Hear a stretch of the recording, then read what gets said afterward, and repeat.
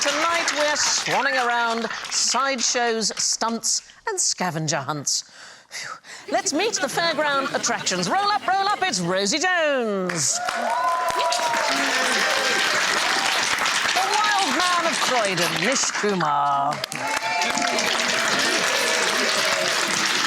The freak of nature that is Gyles Brandreth. And the star of Ferris Wheel's Day Off, Davis. Right, let's hear how much fun you're all having. Nish goes.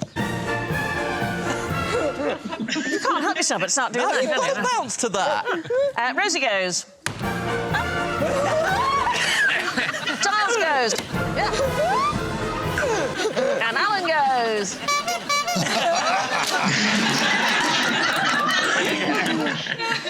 How did this woman pick up men? Ooh. Is it going to be with her teeth or something? Well, you're heading in the right... Am I? Oh. Heading in the right direction, yes. This is one of the great acts of all time, Giles. It's a strong woman of some kind. It's the very first female bodybuilder. The first female bodybuilder. And doesn't she look, if I may say so, are we allowed to make personal remarks or will I have to apologise? She's dead, so I think it's fine. Fine.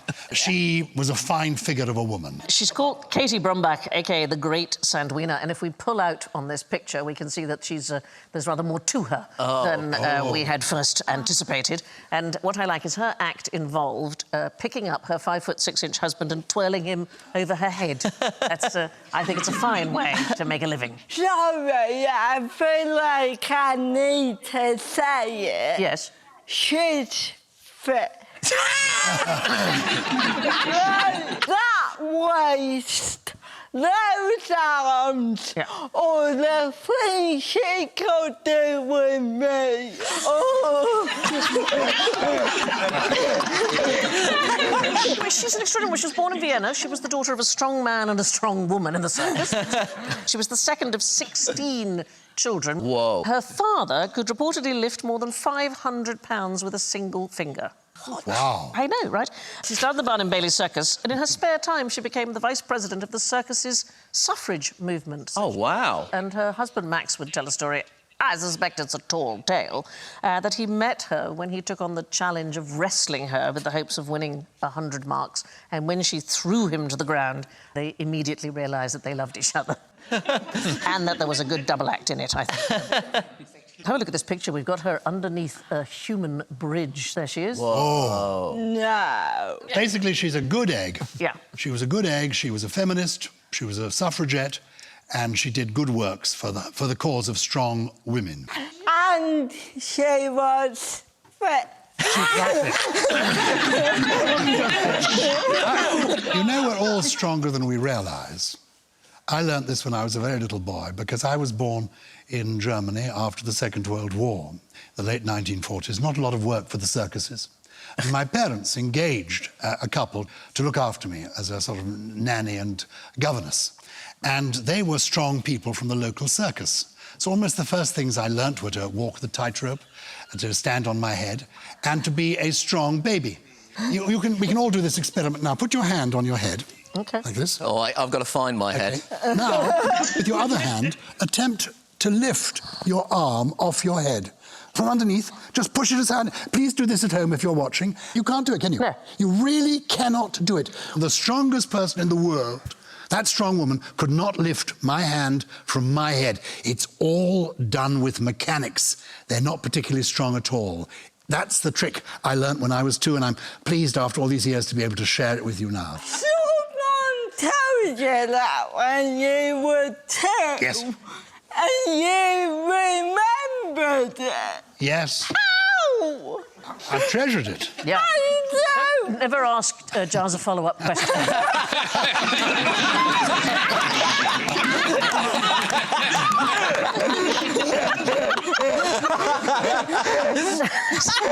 Sandwina herself had 2 children, and in fact, her first, Theodore Roosevelt Sandwina, when he was 2, he weighed 3.5 stone, 50 pounds, and he could pick up a 25-pound dumbbell.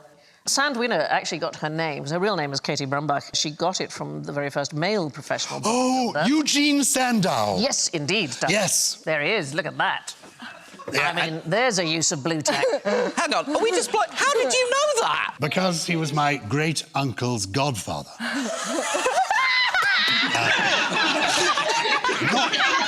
Not frankly that he didn't come to the christening, I'm sure you dressed like that.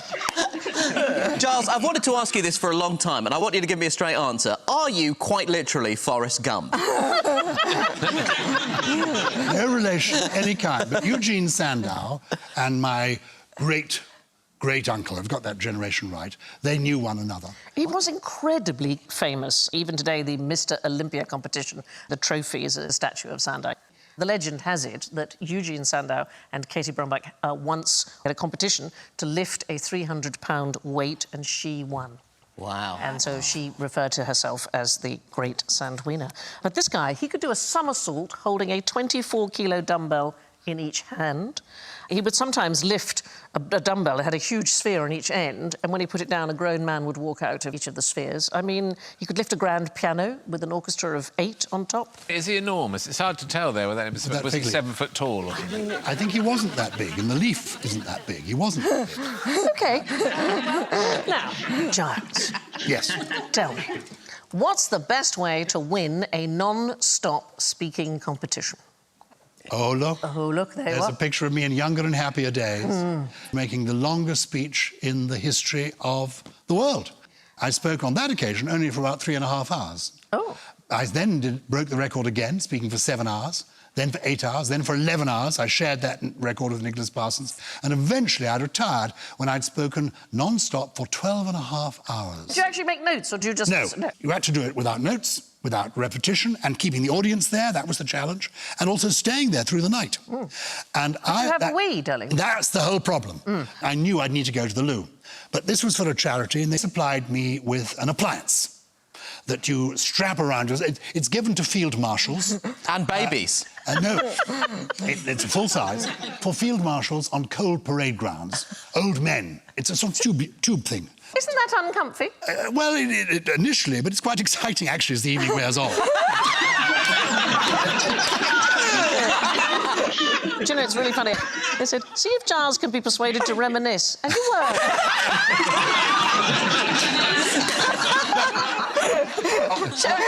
Well, non-stop competitive speaking is a sort of lesser-known sibling of the dance marathon craze. There was a thing in 1928 called the Noun and Verb Rodeo, and it took 4 days.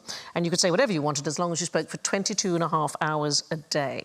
Could you do that, do you think? Yeah, certainly. Don't start, I mean...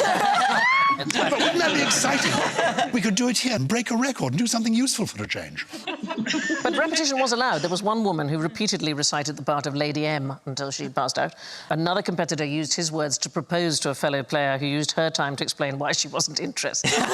And the third said something so offensive, they had to have him arrested for loose talking. In fact, as far as I know, the longest speech is a filibuster in the United States Senate, which was a man called Storm Thurmond of South Carolina, US Senator in 1957, and he spoke for 24 hours and 18 minutes. It's a record that still stands. But he's not my favourite person, because he spoke against the Civil Rights Act. Yeah. What a prick. Yeah. It's like one of those Olympic records where the person was on steroids. Yeah. Like, it definitely should come with a big old asterisk. Yeah, I mean, don't speak ill of the dead, apart from him. You know, I'm gonna say it right here, right now. I think I can beat that, because all I need to do is say, like, 4 sentences.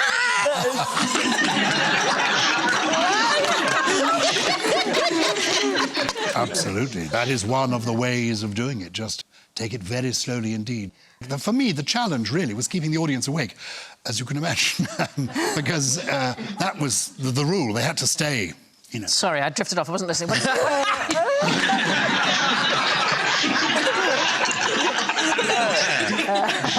So lots of competitive crazes in the United States. The late 1930s, swallowing live goldfish was a competitive craze. This guy, whose name is Lothrop Withington, he was a freshman at Harvard. He said he settled his stomach with some mashed potato before he swallowed. Yeah, don't do this, OK? It's not nice. And also, in this country, you'll be, I think, arrested and banned from keeping animals. The young man who brought the goldfish looks a bit put out. He does look a bit... Well, no one said anything about this. Said, have you got a fish? I said, yes, I've got Jeffrey, and I'll be... What I love is this guy looks so sort of trendy and everything, so I had a look to see what happened to him later in life. There's a terrible interview when he's an old man, interviewed about his collection of antique spoon moulds. And you just think, oh, you were so exciting in 1930. now look at you. But it was a craze. The final record before it was completely banned was a student swallowing 210 fish in one sitting. Another swallowing phenomenon of the era is one of my favourite vaudeville acts of all time, the great Haji Ali, the great regurgitator. So this guy, he was billed as the Egyptian enigma. One of the things I like about him is this is Judy Garland's favourite vaudeville act, OK? So he would swallow... I love him! I think he's fabulous. He would swallow increasingly improbable things and then reproduce them in an order specified by the audience. Oh, brilliant. So he could swallow 50 hazelnuts and an almond and bring the almond up at the moment requested by the audience. Yeah. And his greatest... What a great show! Oh, I love the almond! All these pictures have to be three men in suits who appear to have nothing to do with it. Just to bulk out the crowd. Yeah. His greatest trick, right, he would swallow some kerosene, then some water, then he would regurgitate the kerosene, set it on fire, regurgitate the water from 6 feet away and put the fire out. How do you discover you're good at that? This is Lepetomaine in reverse, isn't it? It is exactly Lepetomaine in reverse. Lepetomaine was a similar period, I think. Yes, I think it's about a similar vintage of act. And he was somebody who broke wind. Yeah. Out of his backside, Lepetomaine could blow out candles at a distance. Well, Johnny, he could do the whole of the Marseillaise, apparently. Oh, yes. You can do that. No, I can't do that. I can't... Look, OK, Rosie and I spent a lot of 2018 and 19 on tour together, and all that would happen is I'd have Nando's slightly too close to the show, and unfortunately there wasn't as much privacy in the dressing rooms of the regional art centres of the United Kingdom. And so just every so often I'd hear Rosie go, "Can you not?" Why does Nando's make you effervescent? Because I have it extra hot and I have it with a Coke, and then the whole thing, all goes a bit Lepetomaine Kumar. You cannot imagine the state.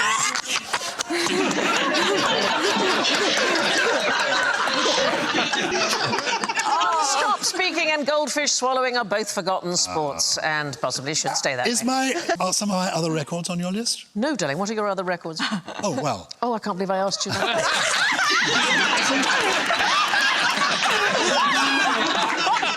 The longest ever screen kiss? You? Me? Were you alone?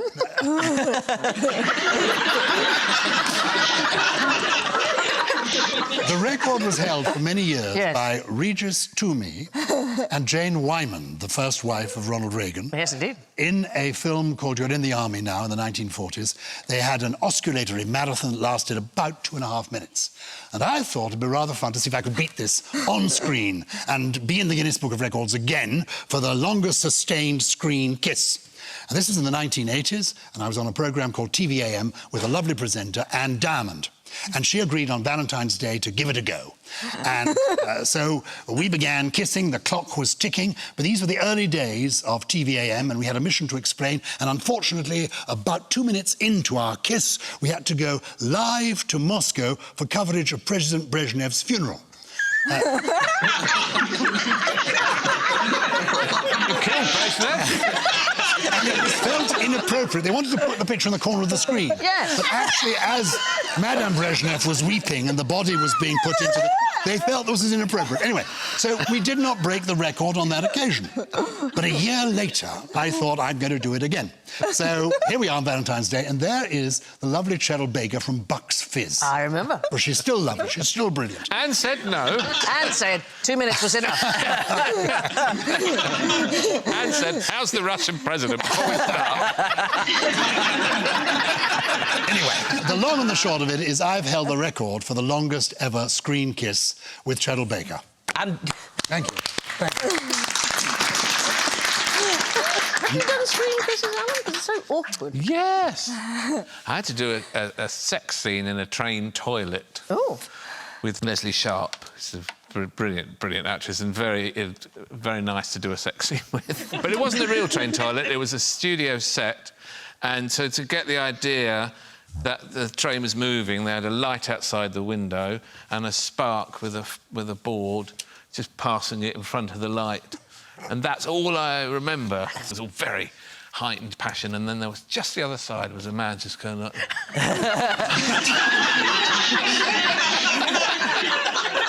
No, you can't have sex without a man outside the window. About 2 years after that, I would call him. I might be in luck tonight. Can you be at 3:30? Right, Gyles obviously finds speaking easy, but now on to speak easies. Which of you would have made the best bootlegger? I want to say Rosie Jones. You would be right.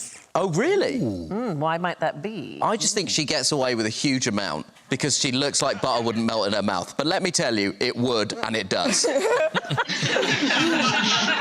Is it not to do with making illicit alcohol, then? No, it's absolutely to do with making illicit alcohol. But why would a female... Bootlegger do better. Yes. Is it because I'm a cute little lady? It is. And I'm like, alcohol? No!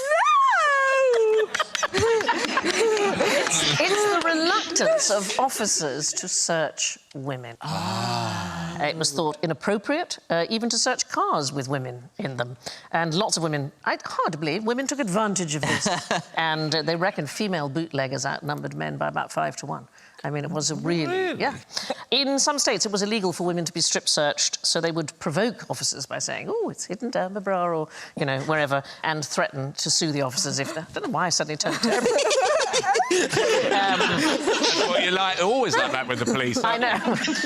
The sworn enemies were 2 Prohibition agents called Isidore Izzy Einstein and his partner Mo Smith, and there they are.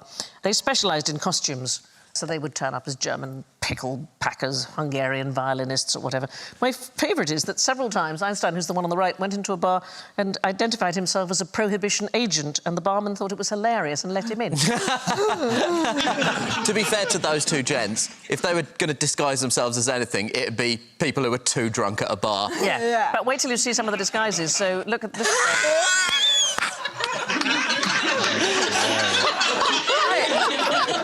I love the one on the right. Oh, yes. That's very Some Like It Hot, isn't it? Yeah. Anybody know another country that enforced prohibition? Iceland. Banned all alcohol in 1915. So 20 years they didn't have alcohol at all. 1935 they legalised everything except strong beer. And full-strength beer was only legalised in 1989. Really? Yeah. They come late to a lot of things. I think I'm right in saying that they didn't allow television on Thursday nights until quite recently. And they wanted people to read books on Thursday nights, have a drink and read a book. Well, one of the things that they did do was once a month, particularly in Reykjavik, they would turn out all the streetlights and somebody would give a lecture on the National Public Radio about the stars that evening, and the lights were all turned out so that everybody could see the constellations clearly. Oh, wow. And I think that is a really lovely thing. Yeah. That's amazing. I was a guest of the Prime Minister in Iceland, and my wife and I went, and we were staying with the Prime Minister and her wife, so there was just the 4 of us in their equivalent of checkers. And we were shown upstairs to bed by the Prime Minister. She said, here are the spare towels, here is the bathroom. Or if you get up in the night, don't touch the red button. I said, oh, what happened? She said, the SAS will come.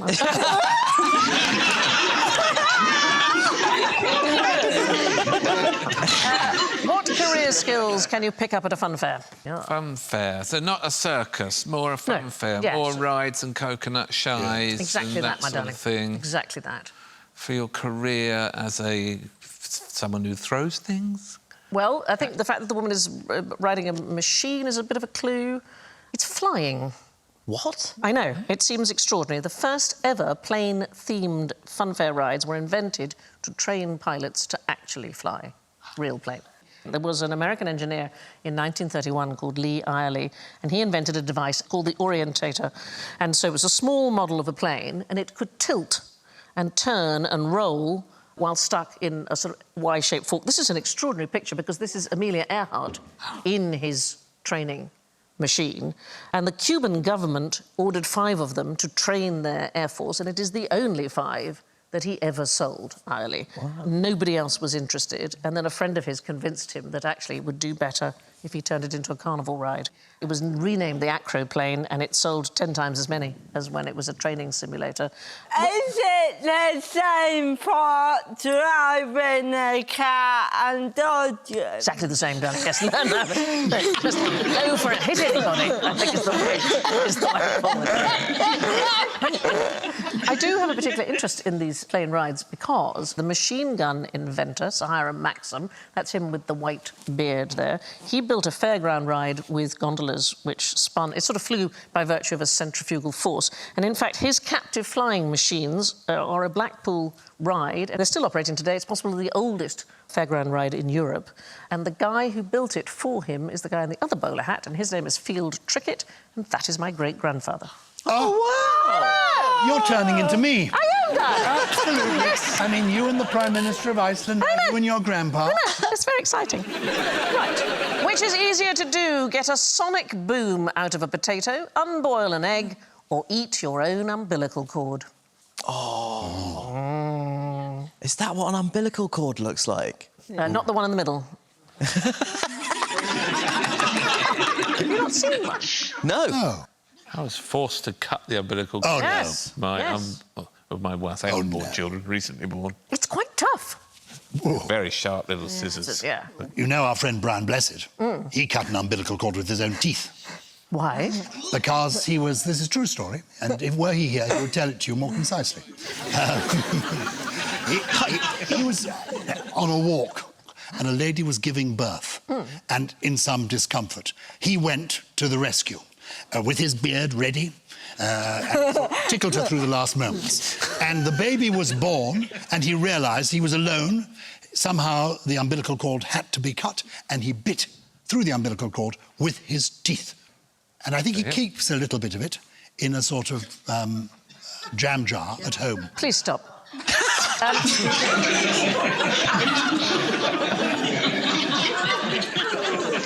So we're talking about the University of Chicago's scavenger hunt. It is possibly the most challenging scavenger hunt on the entire planet.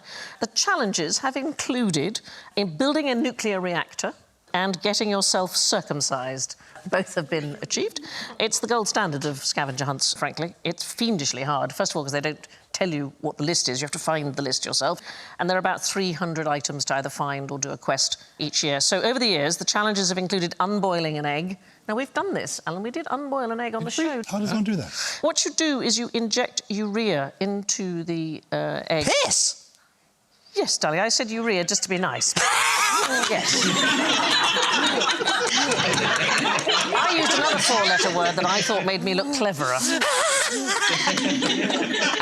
What it does is it breaks down the bonds of protein, and then you have to spin it.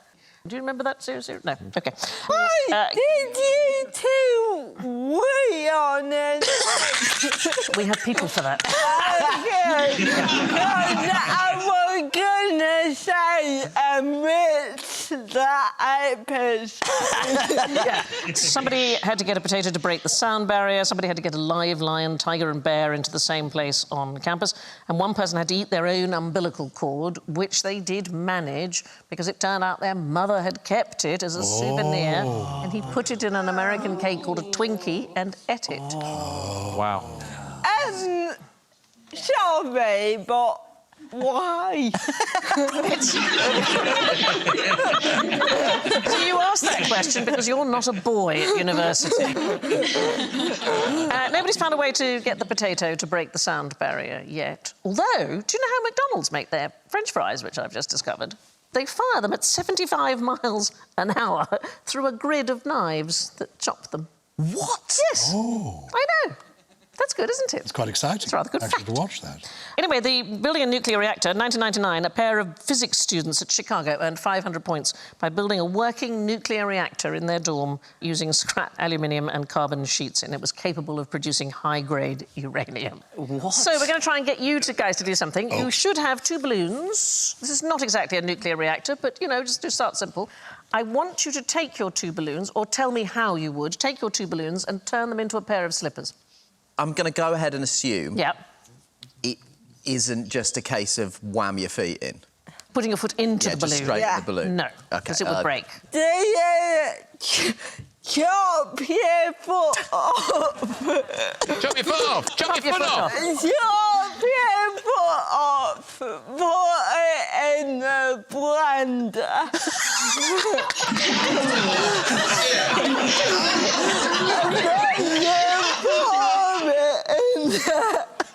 How can I say this? No. It's never a good sign when she goes quiet for a Yeah, bit. just having a think there. I mean, you'd have to be desperate to win, Rosie, for that. I'll do it. Let's have a look at how you do it. OK, this is a very straightforward trick. So you blow the balloon up and get the friend to just hold like that, and then let the air out. Oh. Isn't that clever? That's brilliant. Yeah. Good. What attractive slippers they are, too. Perfectly nice, aren't they? It's a good job I didn't ask you to make a nuclear reactor. I mean, are you into this sort of thing? I was just... I I've been love brooding puzzles and games. Love No, I was brooding about the circumcision thing. Oh, I think it was boys only, darling.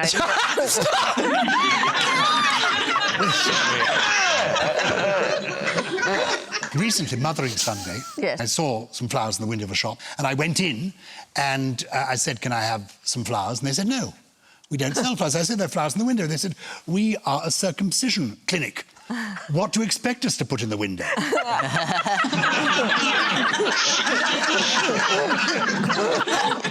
So the scavenger hunt, as a sort of an idea, was a brainchild of a marvellous woman called Elsa Maxwell. She was one of the great party hostesses of the 20th century. And there she is in the middle. There she is with Cole Porter. And she threw the very first one in Paris in 1927. And the items included... Somebody had to get a black swan from the Bois de Boulogne Park. Do we get a bonus for knowing who the other fellow is? Is it your granddad?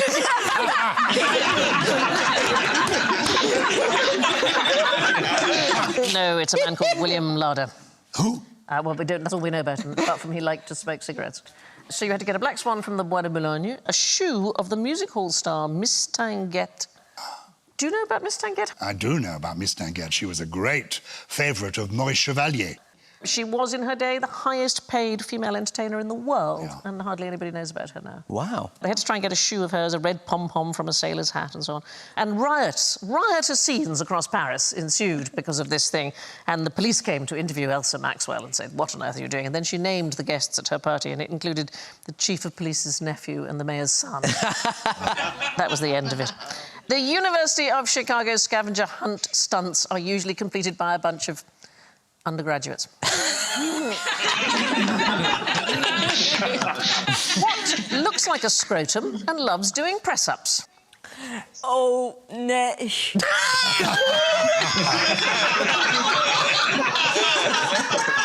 Can I just say, Yeah. I do not enjoy press-ups, so I don't know where you've got Yeah, that that's from. ridiculous. Any other thoughts? It's going to be something from the animal kingdom, is it? Yeah. Something wrinkly and undersea? Underwater, certainly. It's the pleasingly named Titicaca water frog. It's my favourite one. Its nickname is the scrotum frog. There it is. You can see its skin looks much too big. If you're looking at your scrotum and you're seeing eyes, go to the doctor. Yeah. If you're looking at your scrotum and it's looking back Yeah, at and it's looking back at you, yeah. Well, this frog spends its entire life in the water of Lake Titicaca, which is between Peru and Bolivia, 12,500 feet above sea level, so there we are there. It never leaves the lake, so it goes for its whole life under the surface. Oh, is that why it's all shriveled up, as it were? It's partly that, but there's relatively little oxygen in the lake. So the frog's huge skin surface allows it to absorb as much oxygen as possible through the skin. If it ever needs extra oxygen, it has two options. It can surface briefly to breathe through its tiny lungs, or it can do press-ups at the bottom of the lake to disturb the water around it, and so there's more oxygen which can reach the skin. How cute is that? Just thinks, oh, I'm a bit out of breath. The frogs came to fame in 1968 when Jacques Cousteau visited, and he estimated at the time that there was about 1 billion frogs in the lake. In one lake? Well, you're talking about 2 million acres of lake, so it's a lot of lake. Big lake. There is possibly as few as 50,000 left. Oh. No. Yeah, it's such a shame. Pollution, humans hunting them for food, invasive trout eating their tadpoles and so on, and they're trying to work out how to save them. People eat these, do they? Are they a delicacy? Yeah, apparently so. Denver Zoo just hatched their first ever scrotum frogs in 2017. Oh, wow. Do you remember poet W.H. Auden had a face lined, absolutely covered with lines, like a crisscross. Noel Coward said, picture his face. Now imagine his scrotum. I have a sort of scrotum aversion, I must say. Well, finally we found something we have in common.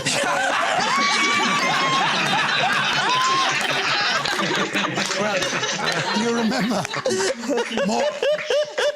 our mutual friend Maureen Lipman's wonderful line, what's the worst thing about oral sex? The view. Now, here's a bit of a spectacle. How do you think a fight between a submarine and a stallion would go?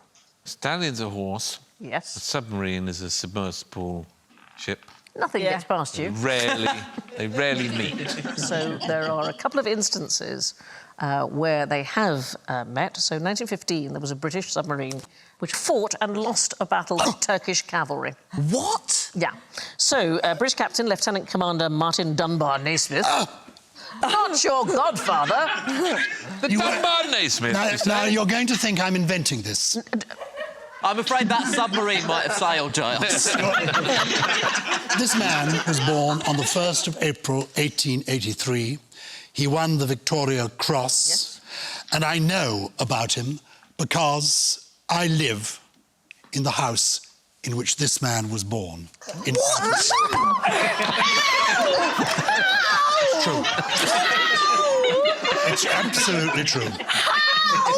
And anyway, he was a great man. And he had many adventures in submarines. He was heroic. Yeah. Anyway, he was extraordinary, but he, on one occasion, in 1915, he was attacking shipping outside Constantinople harbour, and the Turkish cavalry unit appeared on a cliff nearby. They spotted the sub and started attacking and started firing, and the submarine had to retreat. So he was beaten back by the Turkish cavalry. But he, horseman aside, he was an exceptional captain. At one point, the crew, and this is such a good idea, captured a Turkish sailing vessel, a dhow, and they tied it to the sub's conning tower to act as camouflage. And so when they were approaching enemy vessels, people thought that was just a Turkish dhow approaching. And then they worked out that when they weren't attacking people, they could use the captured boat, which was attached to the conning tower, to go up and stretch their legs. Oh, my God. But he also had apart from resourcefulness, Naismith had a tremendous reputation for gallantry.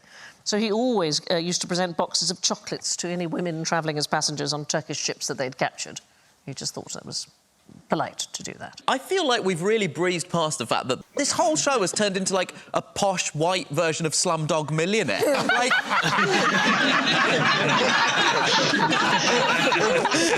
There's the film they should have made. Yeah, a film called Posh White Millionaire. It must have been extraordinary on those submarines, though, because navigation was incredibly basic, so it was too risky to surface with the periscope most of the time. And so the crew found their way literally by bumping along the bottom of the sea and trying to match the bumps with the contours on the map. And ammunition was so limited, if you fired a torpedo and it missed its target and it floated in the water, somebody'd swim out and get it and bring it back.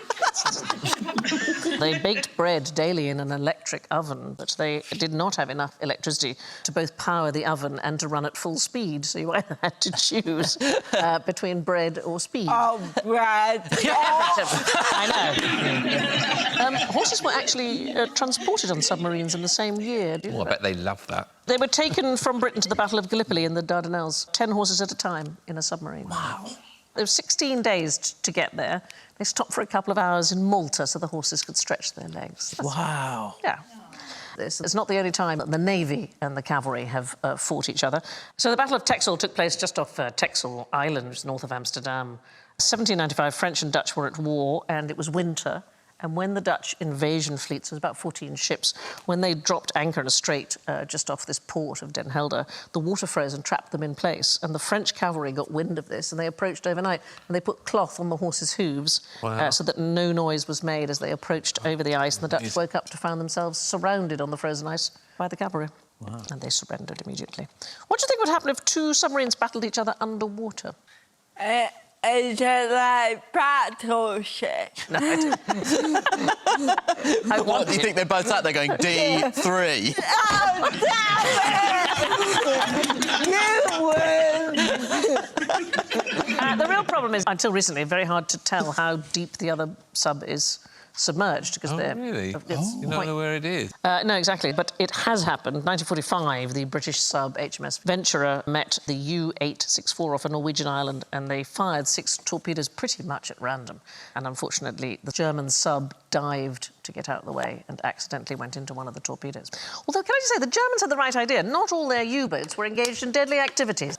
They had the submarine U-1231, and it was a North Atlantic travelling off licence. It used to go around and deliver... The party boat? Yes! It delivered booze to the other U-boats. Right, it's time to enter the horrible hall of mirrors that is general ignorance. Fingers on buzzers, please. Which country are ponchos from? Mexico.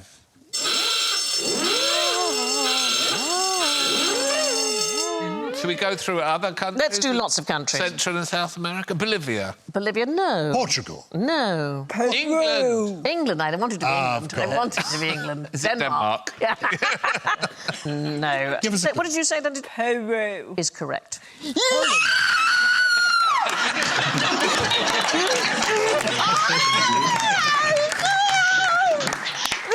is the greatest moment of my life.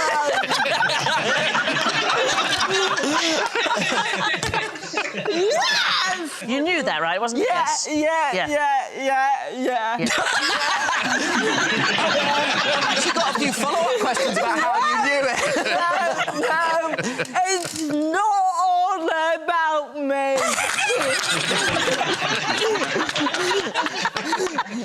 Lots of claims about who invented the poncho in the West we most associate it with Mexico today. But the first came from Peru's Paracas Peninsula in... You knew all this. Yeah. Yeah. I mean, I'm really bored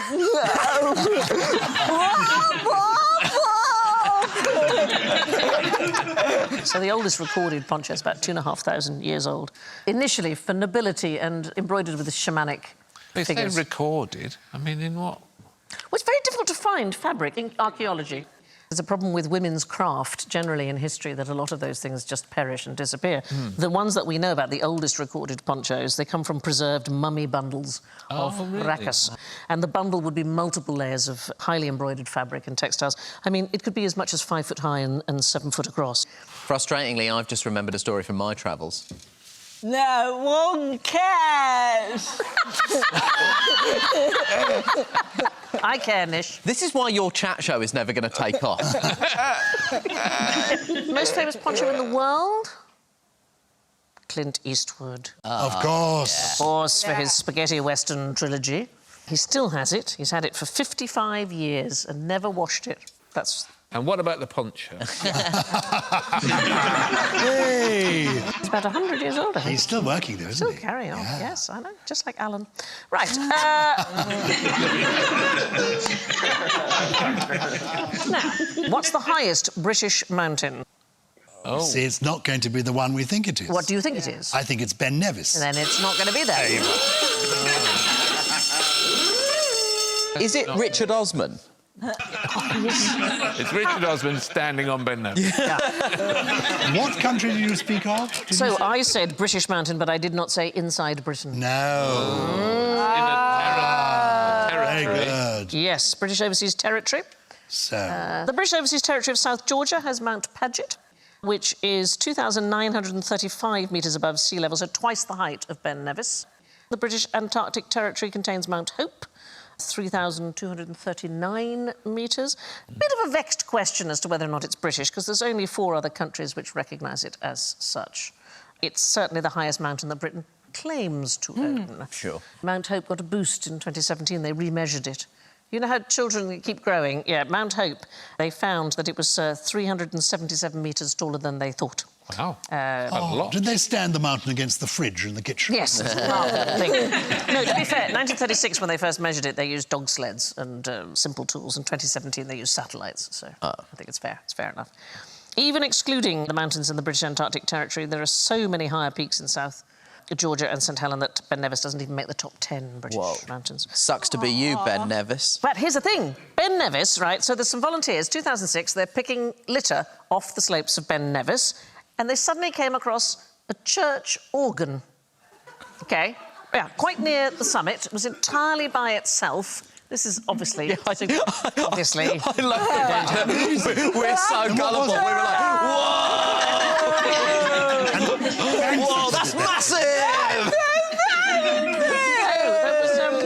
There was a local Highland Games athlete called Kenny Campbell, and he said he carried it up the mountain for charity in 1971. It took him 4 days. When he got there, he played Scotland the Brave, and then he couldn't be asked to bring it back down again.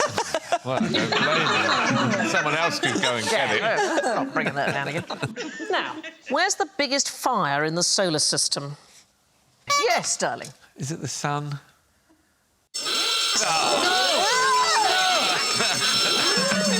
The sun isn't on fire. It's not on fire. Is it not? The sun's not on fire. So what it does, every second it uses up 700 million tonnes of the hydrogen inside it in a reaction which produces energy and light, but it's a nuclear reaction, not a chemical one, which is what fire is.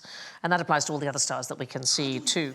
That's a lot of hydrogen. It's a lot of I'm worried hydrogen. about the amount of hydrogen. It used to be that oxygen levels were higher on Earth than the 21% that they are today, and it's a good thing that it's not higher, because if it was 25%, for example, then even wet plants could burn. And so in the late Paleozoic era, the levels were 30 to 35%, and there were frequent catastrophic fires. So you don't want too much of it. The reason that there seems to be, as far as we know, no fire in the solar system anywhere other than Earth is that fire requires three things. It requires oxygen, it requires heat, and it requires something to burn, and there just isn't enough oxygen elsewhere. The only reason there's a meaningful amount of oxygen on Earth is photosynthesis, right? So there's no oxygen without life. So if there's no life elsewhere in the universe, there simply can't be any fire either. You seem to know a lot, Sandy. Can you tell us when is the world going to end?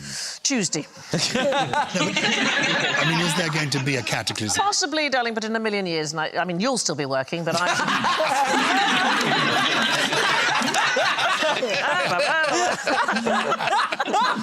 Which brings us to the scores. Scavenging for scraps in last place with -16.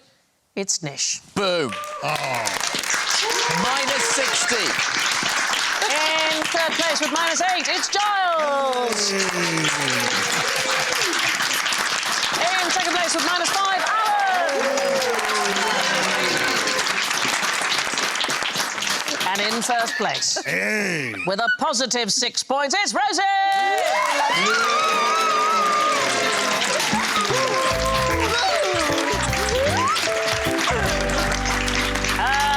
To Rosie, Nish, Gyles and Alan, I leave you with this school days sign-off from Eric Morecambe. When I was 8, I ran away with a circus. When I was 9, they made me bring it back. Good night.